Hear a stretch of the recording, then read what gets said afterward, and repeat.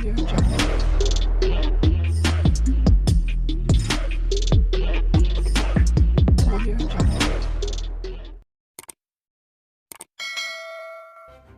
kasih karena memilih channel ini. Sebelum kita mulakan video ini, sila pertimbangkan untuk menekan butang like, share, dan subscribe, dan aktifkan butang lonceng Anda agar Anda sentiasa mendapat info-info percuma pada setiap hari dari channel kami. Dan tinggalkan komen Anda karena komen Anda amatlah dihargai. Terima kasih. Ahli Parlimen Pasir Gudang Hasan Abdul Karim berkata beliau tiada agenda atau kepentingan untuk menjatuhkan Perdana Menteri Datuk Seri Anwar Ibrahim apabila menggesanya untuk memberi penjelasan isu kejatuhan ringgit dalam sidang Parlimen pada Selasa ini. Beliau juga tidak takut untuk terus mengkritik kerajaan perpaduan walaupun merupakan wakil rakyat dalam kerajaan, kerana perlu jujur sekiranya perlu membuat teguran membina supaya dapat memperbetulkan kesilapan. Saya tidak takut untuk kritik Perdana Menteri dan kerajaan jika saya perlu bersuara. Saya tiada kepentingan untuk jatuhkan Anwar, tegur untuk kebaikan. Saya tidak cakap retorik. Perdana Menteri perlu beri penjelasan di Parlimen apakah langkah-langkah kerajaan mengatasi kejatuhan ringgit. Pada masa sama, saya juga tidak takut untuk beri pujian, kredit dan iktiraf Perdana Menteri dan kerajaan. Saya perlu adil, misalnya dalam konteks kejatuhan ringgit, banyak pihak kritik Anwar tetapi tidak menyadari keadaan pada masa kini berbeza. Contohnya, kejatuhan ringgit pada 2024 berbeza dengan keadaan kejatuhan ringgit pada tahun 1998. Ketika ini, kadar dasar semalam OPR hanya 3% dan inflasi pula 1,5% berbanding kadar OPR pada 1998 10% dan inflasi 5,3%. Kata Hasan, mengulas gesaannya pada Selasa, menuntut Anwar memberi penjelasan berkenaan kejatuhan ringgit yang sangat teruk ketika ini.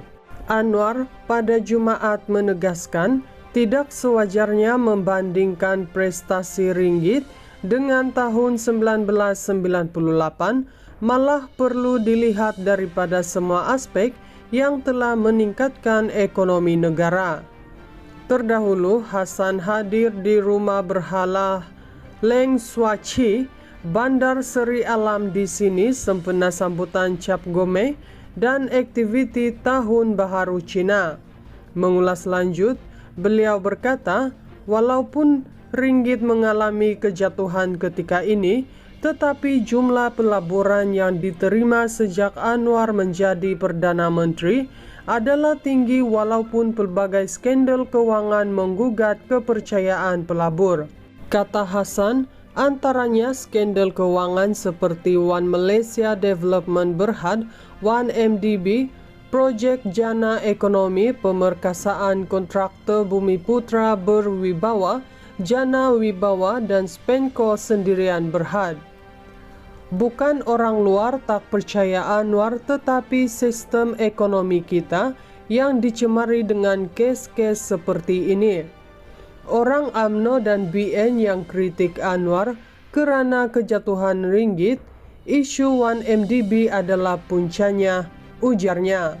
Walaupun keyakinan pelabur goyah disebabkan kes-kes rasuah tersebut, katanya, pelaburan yang diterima kerajaan perpaduan ketika ini adalah tinggi, yaitu RM329.5 bilion berbanding semasa pemerintahan dua bekas Perdana Menteri sebelum ini, yaitu Datuk Seri Ismail Sabri Yaakob RM264.6 bilion dan Tan Sri Muhyiddin Yassin RM193.7 bilion.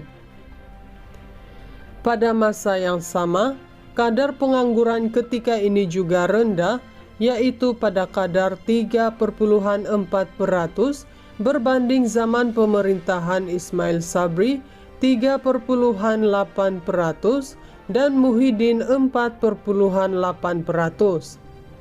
Sementara itu, berkenaan perbincangan antara Anwar dan Menteri Besar Johor, Datuk On Hafiz Ghazi berkenaan Zon Ekonomi Khas Johor Singapura, JS says, di negeri ini pada 28 Februari ini, beliau berharap Johor akan mendapat banyak manfaat dalam keadaan ringgit lemah dan dolar Singapura tinggi. Ada pro dan kontranya kejatuhan ringgit. Positifnya, perniagaan akan bertambah baik bila pelancong datang. Tetapi jangan kita terlalu longgar, terlalu mudah menerima pelaburan luar kerana terdapat isu-isu yang perlu ditangani, misalnya daripada segi visa, pas masuk dan keselamatan.